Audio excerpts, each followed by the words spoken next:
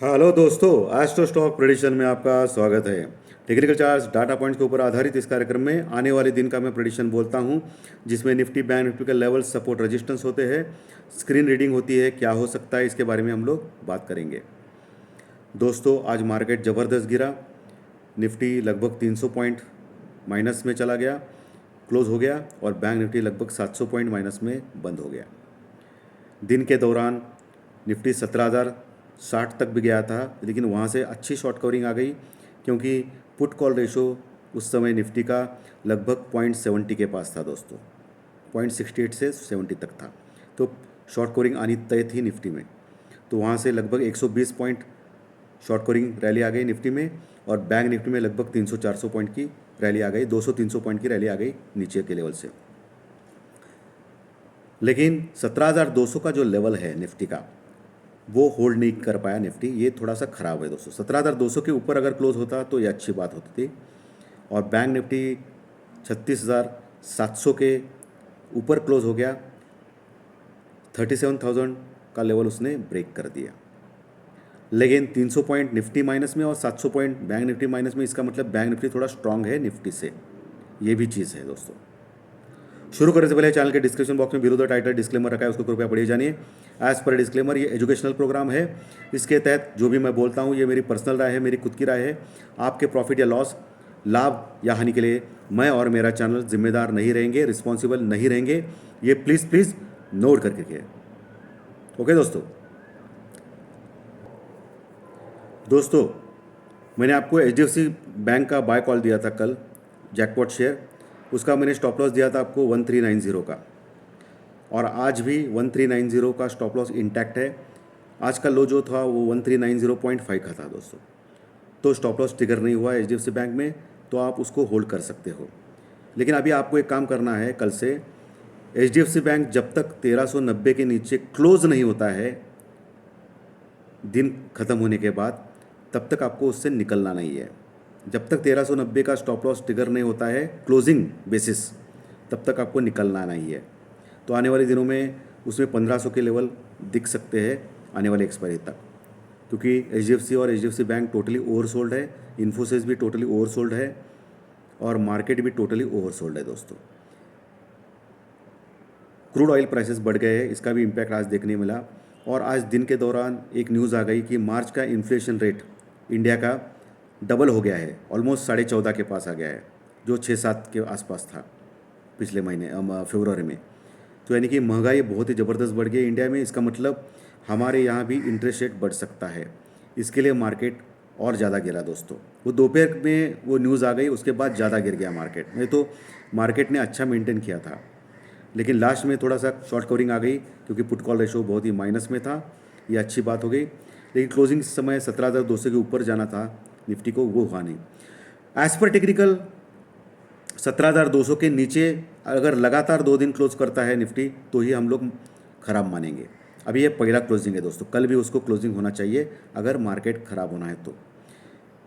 अभी मैं एक डिक्लेयर कर रहा हूँ दोस्तों कि 16,950 का एक आप स्टॉप लॉस लगा सकते हैं निफ्टी में। कितना? 16,950 क्लोजिंग बेसिस। अगर आने वाले एक्सपायरी तक 16,950 का लेवल निफ्टी में क्लोजिंग बेसिस तक टूटता नहीं है, तो मैं इस एक्सपायरी में निफ्टी को 17,500 के ऊपर देख रहा हूँ दोस्तों। बोल्ड स्टेटमेंट है ना दोस्तों, लेकिन मेरा जो एक्सपीरियंस है इतने साल का मार्केट का, वो मुझे बोल रहा है कि बहुत ही ज़बरदस्त शॉर्ट कवरिंग आ सकती है मार्केट में। 16,950 का क्लोजिंग बेसिस स्टॉप लॉस लगाना है निफ्टी में, और टारगेट रखना है निफ्टी का 17,500 plus, 17,500 plus. As per technical charts और डाटा पॉइंट्स के ऊपर मैं बोल रहा हूँ दोस्तों। पुट कॉल रेशो भी 0.73 के पास है, टोटली ओवरसोल्ड है। बैंक निफ्टी का भी पुट कॉल ओवरसोल्ड है, और मार्केट लगातार गिर रहे हैं। 18,115 का जो टॉप लगाया था कुछ ही दिनों पहले, 10-12 दिन पहले, और अभी हम लोग 1,000 पॉइंट गिर गए दोस्तों सिर्फ 10 दिनों में। तो एक पुल बैक रैली 500 पॉइंट की बनती है दोस्त, 50 पॉइंट का रिट्रेसमेंट, 50 पॉइंट का जो अपमूव ड्यू है मार्केट में दोस्तों। इंडिया विक्स थोड़ा बढ़ गया है, लेकिन तभी भी 20 के नीचे है, कंफर्टेबल है। क्रूड ऑयल प्राइसेस बढ़ गए, रशिया और यूक्रेन का थोड़ा सा प्रॉब्लम ज़्यादा बढ़ गया है। क्योंकि रशिया ने ज़्यादा अटैक चालू किया है और कुछ बहुत न्यूक्लियर वॉर का कुछ बातें चल रही है, इसका भी ख़राब इम्पैक्ट है। दो फ्यूचर्स भी माइनस में चल रहे हैं। यूरोपियन मार्केट्स को आज छुट्टी है, तो दो फ्यूचर जो माइनस में चल रहे हैं 120 पॉइंट, उसके ऊपर भी हमारा मार्केट ने रिएक्शन दिया। तो ये सब कुछ चीज़ें हैं दोस्तों, लेकिन जो मार्केट का जो अवतार है, इन्फ्लेशन रेट बढ़ने के कारण मार्केट गिर गया आज दोस्तों। सबसे इंपॉर्टेंट चीज़ है आज, नहीं तो कवर हो सकता था आज मार्केट, लेकिन वैसे भी नीचे से अच्छा कवर हो गया। 120 पॉइंट निफ्टी और 200-300 पॉइंट बैंक निफ्टी। लेकिन मुझे लगता है कि आने वाले दिनों में ज़बरदस्त कवर हो सकता है। मार्केट ओवरसोल्ड कंडीशन में है, और जैसे कि मैं 17,500-600 का लेवल देख रहा हूँ इसी एक्सपायरी में, लेकिन 16,950 का स्टॉप लॉस निफ्टी में, और बैंक निफ्टी में 38,500 का लेवल देख रहा हूँ दोस्तों इसी एक्सपायरी में, लेकिन 36,000 का आपको स्टॉप लॉस लगाना है बैंक निफ्टी में। ये सपोर्ट है और वो रेजिस्टेंस है। सपोर्ट और रेजिस्टेंस भी मैंने बोले हैं। और HDFC बैंक आपको रखना है जैकपॉट कॉल के लिए।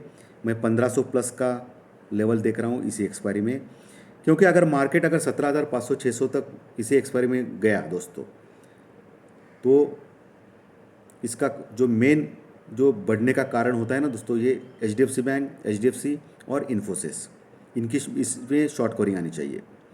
क्योंकि लगातार पिछले 10-12 दिनों से इन्फोसिस, HDFC और HDFC बैंक, जिनके वेटेज ज़्यादा है निफ्टी 50 में, वो 3 शेयर लगातार 10-15 दिनों से गिर रहे हैं, और वो भी 15 से 20% तक गिरे दोस्तों। यानी कि एक छोटा पेनी स्टॉक होता है ना दोस्तों, 2-5 रुपये का, जो 15-20% गिरता है, वैसी वैसी सिचुएशन इतने बड़े शेयर्स में आ गई है। ये बुरी बात है, बहुत ही ख़राब बात है। और यही मैं रिक्वेस्ट कर सकता हूँ कि सेबी को, कि HDFC बैंक जैसे शेयर्स में 20% बढ़ता है, 20% नीचे आता है लगातार 10 दिनों में, ये कितना ख़राब है, कितना बुरा है। इसकी थोड़ी इंक्वायरी करना चाहिए सेबी ने, मार्केट रेगुलेटर्स लोगों ने, क्योंकि कुछ ना कुछ गड़बड़ लग रहा है मुझे। HDFC बैंक में 20% बढ़ता है, 20% नीचे आता है 10 दिनों में HDFC और HDFC बैंक, कुछ तो गड़बड़ लग रहा है ना दोस्तों। और इसमें क्या होता है कि पुअर इन्वेस्टर, जो इनोसेंट इन्वेस्टर है, जो छोटे इन्वेस्टर है, छोटे ट्रेडर है, वो लोग फंसते हैं दोस्तों। क्योंकि इन तीनों शेयर के गिरने से क्या हो गया, मार्केट भी नीचे आ गया ना दोस्तों। अगर तीनों शेयर में किसी ने इन्वेस्ट नहीं किया हो तो भी मार्केट नीचे आने से उनको लॉस हुआ रहेगा। तो इसके ऊपर थोड़ा इंक्वायरी करनी चाहिए, ऐसा मुझे लगता है कि कुछ तो गड़बड़ लग रहा है मुझे बॉस। तो आपको क्या करना चाहिए अभी, इस फ्राइडे तक मुझे लगता है कि मार्केट एक अपमूव दिखाना चाहिए 300-400 पॉइंट का, मुझे लगता है। इस फ्राइडे तक मेरा पर्सनल जो टारगेट है निफ्टी का, वो 17,400 के ऊपर है दोस्तों, इस फ्राइडे तक मेरा पर्सनल टारगेट। लेकिन 16,950 का लेवल टूटना नहीं चाहिए। और HDFC बैंक में मैंने जैसे बताया है आपको, 1390 का स्टॉप लॉस, क्या क्लोजिंग बेसिस टूटना नहीं चाहिए। तो हम लोग 1500 का लेवल देख सकते हैं HDFC बैंक में। तो ये ध्यान में रखिए दोस्तों, ये लेवल्स और सपोर्ट्स। अभी जो सिचुएशन है करंट ग्लोबली, वो थोड़ा सा ख़राब है दोस्तों। लेकिन कभी भी क्या होता है कि मार्केट में, और कोरोना के केसेस भी बढ़ रहे हैं, दिल्ली में बहुत ही केसेस ज़्यादा बढ़ गए दोस्तों कोरोना के। तो अभी जो मास्क निकाल के फेंक दिए लोगों ने, फिर से डालना पड़ेगा ऐसा लग रहा है। फिर कोरोना के केसेस बढ़ रहे हैं, चाइना भी लॉकडाउन है दोस्तों। लेकिन इसके बावजूद भी क्रूड ऑयल के प्राइसेस कम नहीं हो रहे। अगर वो $100 के नीचे आ गए तो हमारी इकोनॉमी के लिए बहुत ही अच्छा रहेगा दोस्तों। तो ये हो सकता है आने वाले दिनों में $100 के नीचे भी आ सकता है क्रूड ऑयल।